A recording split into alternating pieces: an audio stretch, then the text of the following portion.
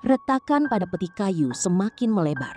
Dari celah-celahnya, asap hitam pekat perlahan keluar dan menyelimuti seluruh rumah Sisi. Suhu ruangan turun drastis hingga napas setiap orang terlihat seperti embun. Lampu berkedip tanpa henti sebelum akhirnya padam total. Dalam kegelapan, terdengar suara langkah kaki berat dari atas plafon. Suara itu bergerak perlahan, seolah seseorang sedang merangkak mengikuti posisi Sisi dan keluarganya. Rian mengambil senter, tetapi setiap kali cahaya diarahkan ke langit-langit, suara itu berhenti. Begitu senter diturunkan, suara langkah kembali terdengar. Kali ini semakin dekat. Alia memeluk ibunya sambil menangis. Dengan suara gemetar, ia menunjuk ke arah lorong rumah. "Ibu, orang hitam itu datang lagi." Sisi menoleh. Di ujung lorong, berdiri sesosok bayangan tinggi berwarna hitam pekat.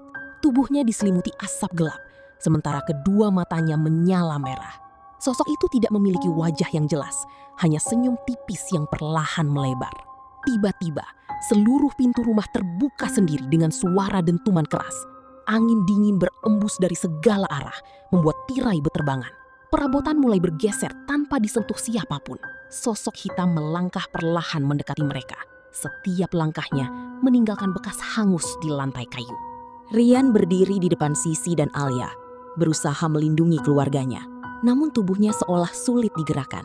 Makhluk itu mengangkat salah satu tangannya. Seketika, semua lampu pecah bersamaan. Di tengah kegelapan, terdengar suara perempuan tua tertawa pelan. Sisi kemudian teringat pada buku harian peninggalan Nenek Ratih. Dengan sisa keberaniannya, ia berlari menuju kamar dan mengambil buku tersebut. Di halaman terakhir, terdapat tulisan tangan Nenek Ratih. "Jika segel telah rusak, jangan lawan makhluk itu di rumah. Bawalah kunci, peti, dan buku ini ke makamku sebelum matahari terbit. Hanya di sana kutukan bisa disegel kembali." Sisi sadar, mereka hanya memiliki waktu beberapa jam sebelum semuanya terlambat. Menjelang tengah malam, hujan deras mengguyur desa Ruang Cerita. Dengan membawa peti kayu, buku harian, dan kunci hitam, Sisi, Rian, dan Alia menuju makam Nenek Ratih. Sepanjang perjalanan, kabut hitam terus mengikuti mereka. Bayangan-bayangan aneh muncul di antara pepohonan, seolah mengawasi setiap langkah mereka. Sesampainya di makam, Sisi membuka halaman terakhir buku harian. Di sana tertulis tata cara ritual penyegelan yang harus dilakukan tanpa terputus. Dengan tangan gemetar, Sisi menancapkan kunci hitam ke lubang kunci peti. Saat kunci diputar, peti terbuka perlahan dengan suara berderit panjang. Makhluk tersebut meraung keras dan berusaha menyerang Sisi. Namun setiap kali mendekat, cahaya dari makam mendorongnya kembali. Tepat ketika azan subuh mulai terdengar dari kejauhan, Sisi memutar kunci hitam untuk terakhir kalinya. Cahaya putih memancar semakin terang. Sosok hitam menjerit keras sebelum tubuhnya berubah menjadi kepulan asap yang tersedot kembali ke dalam peti. Peti itu menutup sendiri. Retakan yang sebelumnya memenuhi seluruh permukaan peti perlahan menghilang. Suasana mendadak sunyi. Hujan berhenti. Matahari mulai terbit dari balik pepohonan. Kutukan akhirnya berhasil disegel kembali.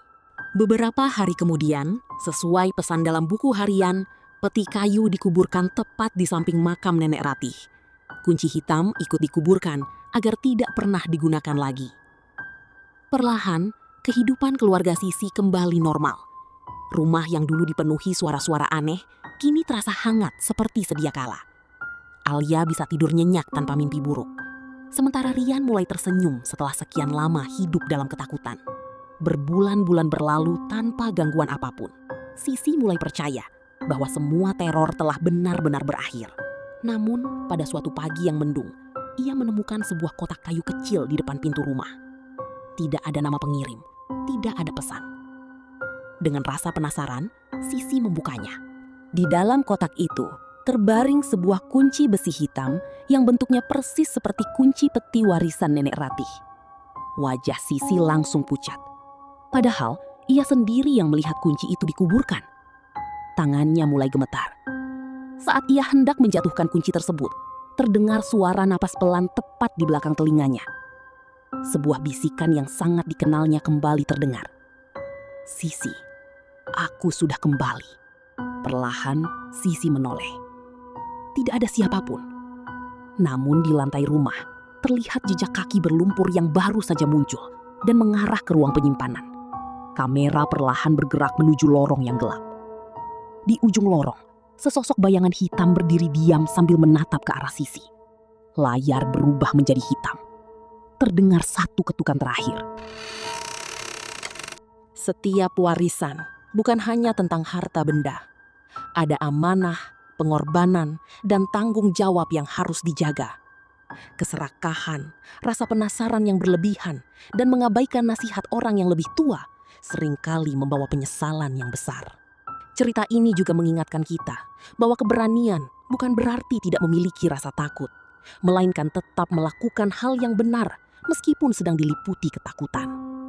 Kasih sayang, persatuan keluarga, dan saling melindungi adalah kekuatan yang mampu menghadapi cobaan seberat apapun.